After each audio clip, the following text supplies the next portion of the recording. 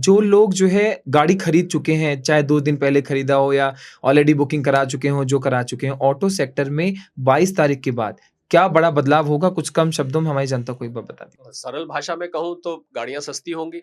दिक्कत हो रही है जिनके पास इन्वेंट्री पड़ी हुई है। मैं ये शोरूम्स की और डीलर्स की बात कर रहा हूँ, जी, क्योंकि उन्होंने पुराने जीएसटी रेट पे ली हुई है। जी, अब आप 22 तारीख के बाद आपको वो पुराने रेट पे तो दे नहीं सकता, उसको तो जीएसटी घटाना पड़ेगा। बिल्कुल। तो मुझे लग रहा है जो शोरूम्स और डीलर्स को लॉस होगा, तो वो कुछ डीलर एब्ज़ॉर्ब करेगा, कुछ मैन्युफैक्चरर एब्ज़ॉर्ब करेगा, कुछ वो डिस्काउंट के रूप में ग्राहक को लुभाने की कोशिश करेंगे।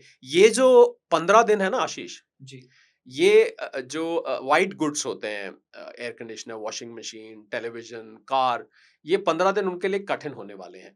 क्योंकि लोग आप खरीदेंगे नहीं हाँ, सर? आपने लेने जाना है तो आप स कहेंगे ना भई सस्ता हो 22 जाने तारीख दो के फिर बाद जो है जाएँगे। तो ये 15 दिन उनके लिए बहुत ही कठिन होंगे। हालाँकि श्राद्धों में जो सनातन परंपरा से कुछ लोग श्राद्धों में वैसे भी खरीदते नहीं हैं, जो बिल्कुल। लोग हिंदू हैं, कुछ फैमिलीज़ मानती हैं इसको, ज़्यादातर मानती हैं शॉपिंग बल्कि। बहुत रेयर तो होती। वैसे भी कम होने वाली, इसीलिए ये डेट सेलेक्ट की गई कि 22 सितंबर हम रख देते हैं, क्योंकि पहला नवरात्रा है, लोग शॉपिंग उसी दिन शुरू करते हैं। पर जो लोग नहीं मानते हैं श्राद्ध को, तो श्राद्धों में भी गाड़ियाँ बिकती हैं, ऐसी कोई बात नहीं है।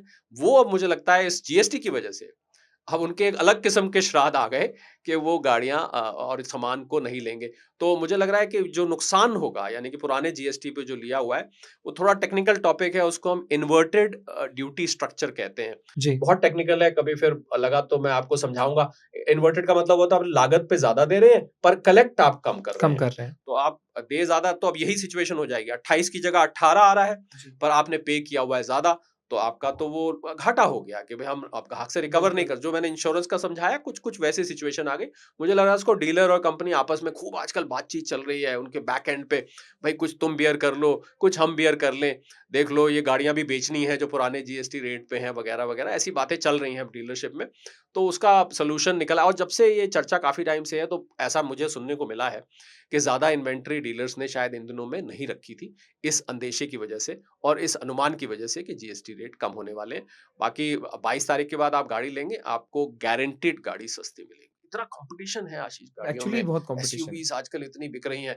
अगर नहीं देंगे तो आप ए नहीं बी ले लेंगे, बी हुंडई छोड़ के सुजुकी ले लेंगे, सुजुकी छोड़ ब्रांड के आप फ्लक्चुएट कर जाएगा, आप किया लोगों ले के लिए लेंगे, आप किया डिसीज़न छोड़ के कुछ और ले लेंगे। तो इसलिए मुझे लगता है कि ऑटो कंपनीज़ ये शरारत नहीं करेंगी। नहीं करेंगे। एक आखिरी सवाल सर मैं आपसे ले लेता हूँ।